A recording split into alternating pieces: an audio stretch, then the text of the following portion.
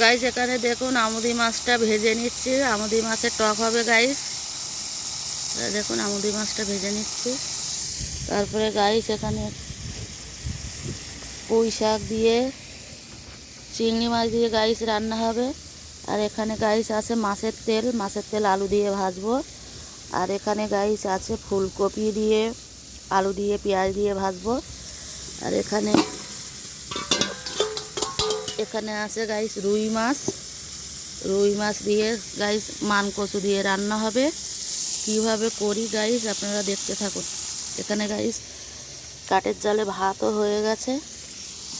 আমুদি মাছটা এখানে আগে ভেজে নিচ্ছি। এখানে গাইস কড়াইতে দিয়ে দিচ্ছি সর্ষ আর শুকনো লঙ্কা ফোড়ন।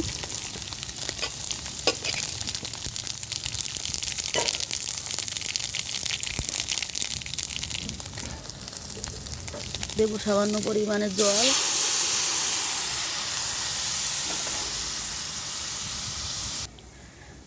গাইস এখানে দেখুন সামান্য পরিমাণে তেঁতুল গুলিয়ে দিয়েছি আর একটা কাঁচা লঙ্কা চিড়ে দিয়েছি গাইস মাছের টকটার জন্য। এবারে গাইস নামিয়ে নেব। গাইস দেখুন এখানে মাছের তেলটাকে ভাজার জন্য আমি প্রথমে কড়াইতে সাদা তেল দিয়ে নিয়েছি। আলুটা গাইস লাল লাল করে ভেজে নেব।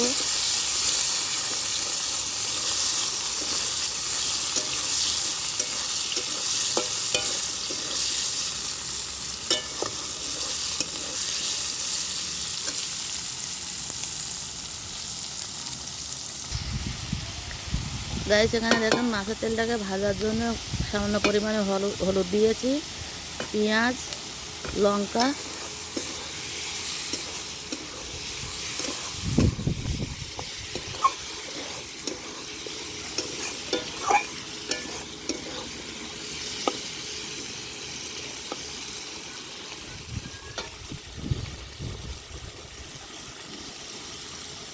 গাইস এখানে দেখুন মাছের তেলটা হয়ে গেছে গাইস। এবার নামিয়ে নেব।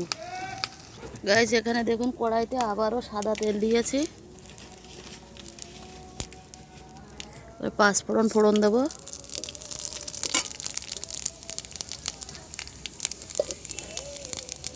তারপরে গাইস দেবো পেঁয়াজ,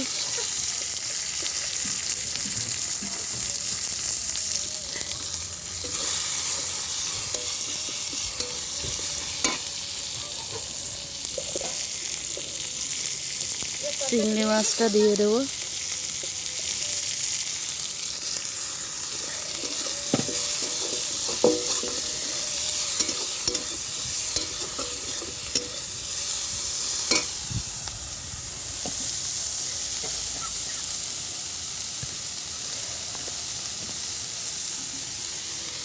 সামান্য পরিমাণে আরেকটু তেল দিয়ে দেবো গাইস।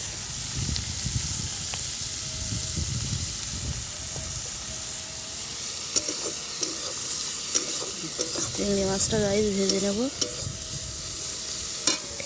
এখানে তো দেখেছেন গাইস পুঁই শাকটা আমি লবণ দিয়ে আগেই সেদ্ধ করে নিয়ে নিয়েছি।